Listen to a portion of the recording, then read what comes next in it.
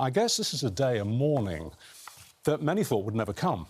And one has to say, and most people would agree with this, that it's all down to Donald Trump and his sheer strong-arming of Netanyahu and Hamas. He just wouldn't take no for an answer, would he? There's no doubt it's down to Trump. Absolutely 100%. He's bullied, cajoled, kicked, and he's got his way. Netanyahu, probably Trump was the only one Netanyahu would take those orders from. America has put a lot of money, a lot of military hardware at Israel's disposal, but Trump, I think Mrs. Trump was quite a lot to do with this too, becoming increasingly appalled by the scale of the conflict in Gaza, and he's intervened, and I think it's decisive. And I was reading only the other day how Bill Clinton says his greatest regret as president, two-term Bill Clinton, was that he never quite got a peace accord done, and does it. Part of one, but so if this lasts... The Oslo Accords, of course, were the if this lasts, Bill Clinton. This is hugely significant. But of course, an Israeli right-wing ultra-nationalist assassinated the Prime Minister of Israel, who was the one who would have, Yitzhak Rabin, who would have made the two-state peace plan. But it is the Trump show, unquestionably. But why now? Why didn't he do this months ago when he was... Because he's the armourer of Israel. Israel relies on US support. It's most of its weapons from the US, has had diplomatic cover, as people have been slaughtered needlessly. Netanyahu, to some extent, abandoned the hostages, the Israeli hostages, because previous ceasefires saw the release of most of them, but he wouldn't go that again. That's partly internal Israeli politics. He's got the real extremists in his cabinet. He's got a coalition that could fall apart. He doesn't want to face court charges and be ousted and held to account, all the criminal proceedings against him, and held to be account for the colossal failure in 2 years ago when that Hamas as a terror organisation, that was a horrific pogrom, but it happened on Netanyahu. But it's a relief today. It's a relief, but it is the Trump show. But why didn't Trump do this earlier? Did Trump intervene when he realised that Hamas was virtually crushed? Is Hamas virtually crushed? Who knows? But perhaps that's intelligence he's got. Well, who's releasing the hostages? It's Hamas. Well, there's been reports of gunmen appearing in areas. No, it's not eradicated. No. But it was never going to be fully eradicated. No. But perhaps it's lost most of its generals, its leadership, and a lot of its firepower. You echo just the point that I was trying to make to Susanna earlier, that there seemed to be quite a long period in this terrible drama where the hostages, although the people of Israel were very focused on them, the government wasn't. They seemed to move into the background as part of the equation, didn't they? Yeah. Horrific. And the families never gave up. There were big protests in Israel because it's every Saturday. It's a very vibrant democracy, Israel, and there hasn't just been one view here. There is some resentment on the Palestinian side, the wider Palestinian side, that we talk about hostages, and they are hostages taken by Hamas. But the Palestinians, we call them all detainees. When some were seized by Israel, never tried, they were locked up. I'll just make that point as we try and fathom this through. But it is the Trump show, and that's why he's summoned world leaders who will go to the Egyptian summit. The Israeli government isn't represented, which is concerning. But for instance, the leader of Azerbaijan is going. We know that some of the hostages who have already been released in months gone by reported being tortured, being horrendously mistreated, and we can, with kind of a grim confidence, expect similar stories to emerge in the next 24, 48 hours. What impact do you think that's going to have on public opinion about the peace deal in Israel? It's interesting because the trauma and the horror, the terror of what they've experienced is unimaginable.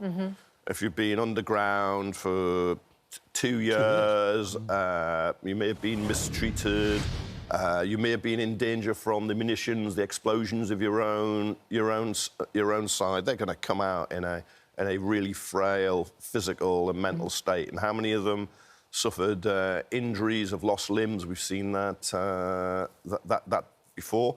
It could go two ways. It could increase the anger, if that's possible in Israel, or it could be, why didn't we get these people out earlier? Why didn't we go to greater lengths 251 hostages taken on October the 7th, 2 years ago.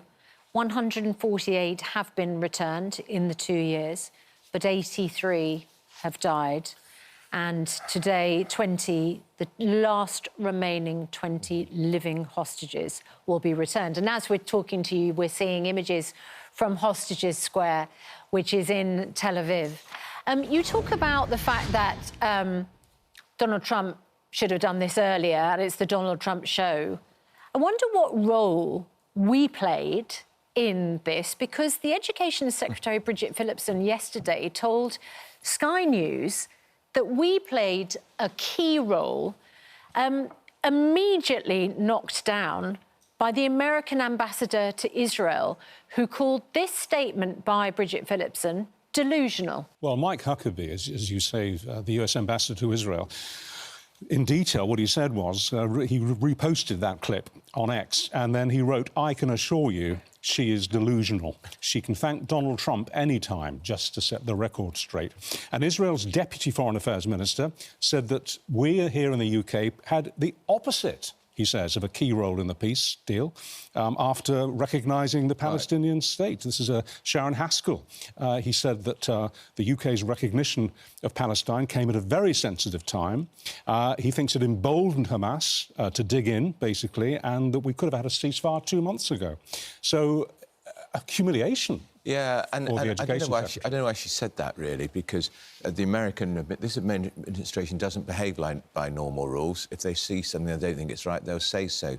And the fact is, our decision to recognise the Palestinian state was regarded by Hamas as a propaganda victory. And he announced it, the Prime Minister, almost when the President, after his state visit, was safely in the air. Let's get him out of the way, because we don't want any difficulties, because if he'd said it in front of the President in their joint press conference, he would have made clear... He would have slapped him down. He would have slapped him down, without a doubt. Britain joining the 3/4 of the world that recognises a Palestinian state, although it's a people without a nation, really, because there isn't a country that exists, didn't prolong this conflict.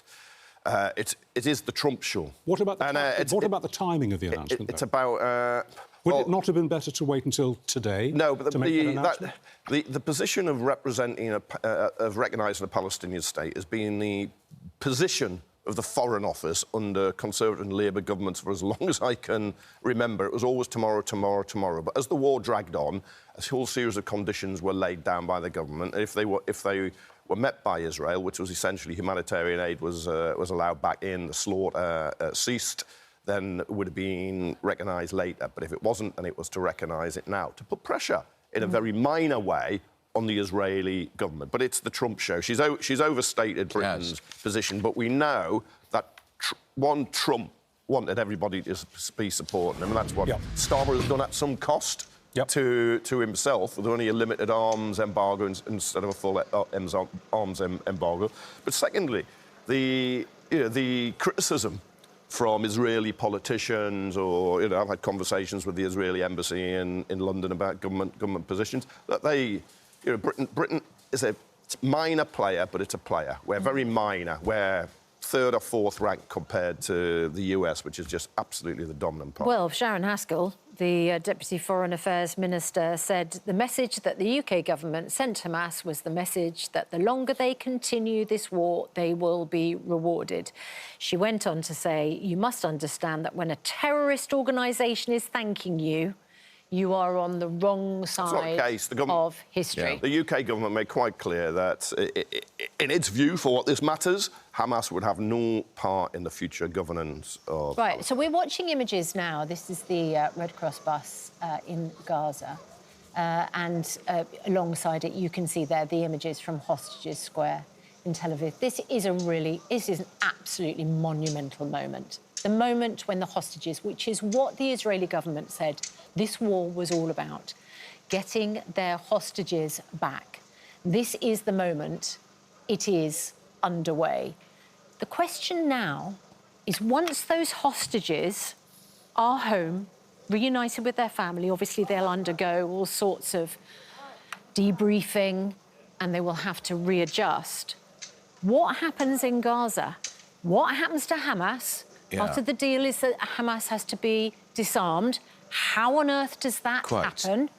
What happens to a Gaza which is basically demolished, where almost 70,000 people have been killed? The idea, I think, that this is a moment of peace and stability and long-term reconciliation...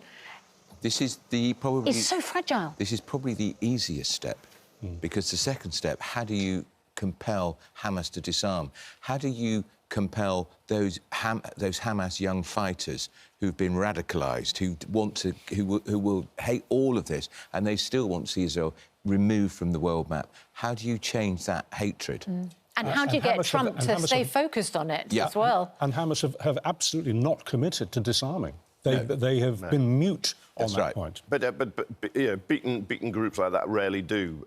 They're not entirely beaten. They're still there, but they've taken a heavy blow. But most of the, let's not forget, most of the people who are being killed were innocent civilians, Palestinians, women and who's going to... children. But it's a foot forward after going a mile back. And there are all these unanswered questions on what happens in the future. But to pick up Susanna's point, what about the logistics of rebuilding in Gaza? I mean, I was reading yesterday that it could take at least 2 years just to clear the rubble. And that's going to be an extremely dangerous process because there's a lot of unexploded ordnance in the rubble. Probably more dead bodies. Richard, and more dead bodies, yes. In Northern Ireland, there was a peace dividend. A lot of money was spent in Northern Ireland as part of the peace process, and there were jobs, and we got peace. They need a similar peace dividend in Gaza. Well, can you answer this? Who's going to pay for the reconstruction of Gaza? Once the rubble's cleared away, who's going to pay for the rebuilding? Qatar, the United Arab Emirates and other Gulf states may put some money in, but how much... As an investment in the future, or... Well, I think partly an investment and partly they feel they should. But, of course, I think is there going to be a Palestinian state? Because the two-state solution would have to have a state. The West Bank occupied by Israel, East Jerusalem, and Gaza, which has been treated as a prison camp for decades. And it was a plan by the Israeli government that backfired in the most bloody, terrible way in October 2 years ago. And Netanyahu will hold up maps of Israel from the river to the sea that has no Palestine on it. And there are people extremists in his own coalition who just think this is a pause.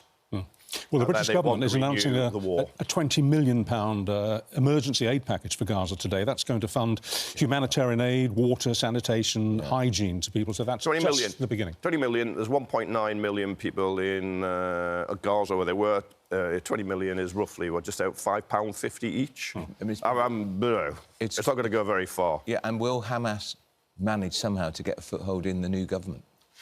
Which they shouldn't have. So as we await the release of more hostages, and we know that it has to happen by 10 o'clock our time as part of the 20-point plan, let's just turn our attention back to domestic affairs.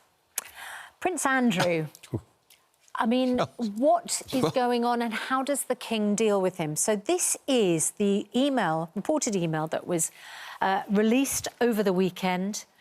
And in it, it reveals that the Prince, the Duke of York, was in contact with Jeffrey Epstein, the convicted paedophile, in February 2011, despite the fact that Prince Andrew said he ceased all contact with him in December 2010. So apparently he was still in contact, but it is the nature of the contact which is also really troubling, because he emailed Jeffrey Epstein the day after the photograph of Andrew, Virginia Giuffre, who alleged that he'd assaulted her, and Ghislaine Maxwell was made public. That's the very famous photograph the arm around the waist. At Ghislaine's house, Muse house. He said to Jeffrey Epstein, the day after that photo was published, "I'm just as concerned for you. Don't worry about me. It would seem we are in this together and we'll have to rise above it. Otherwise, keep in close touch and we'll play some more soon." Exclamation mark, exclamation mark. The last bit is just so shocking. But we'll play some more soon. After that photograph appears of a child, effectively, and he makes no reference to the fact that this photograph is faked, because that's been his defence, that photograph is faked. So in his conversation with Epstein, you'd expect him to say, where's this photograph? Exactly. Who's this girl? Who is this woman? Let's play again, which makes it look like he'd been playing with Virginia Giuffre, by the way, who took her own life this Well, year. it also underlines, doesn't it, that he lied in his interview with Emily May. It wasn't just a car crash interview where his judgment was at But what can the king do? He actually with him? lied when he told her emphatically that he'd not been in touch with Epstein after that last walk in the park, and yet a few weeks later he was sending an email like that. So he just lied. There's talk, does he strip him of his title, the Duke of York, which was given to him by the Queen? Well, the government, only the government can do that. But if the king asked, they could do it, it would be done. And actually, being a royal duke is more senior than a prince. But most people would think, as Prince Andrew, that's more senior, actually. So would it cause him any real hurt? Peter Mandelson, who lost his job as our ambassador in Washington after emails emerged showing his closeness, he's no longer a freeman of Hartlepool. Hartlepool have withdrawn that. Why is Andrew still the Duke of York? What has York, as a lovely city, used to live there, done to deserve this odious, stomach-churning Well, there are calls across the media yesterday and again this morning for him basically to leave the country. He's being invited to make himself an exile. Ascension Island? Well, he's actually been touting himself around the Gulf states. What about Andrew, Rwanda? you brought it up. It's normally me who mentions the R word. We've got a good system for Rwanda. I think Rwanda wouldn't want him. It's very troubling, this phrase. We'll play some more soon. Do you think that more emails will be released?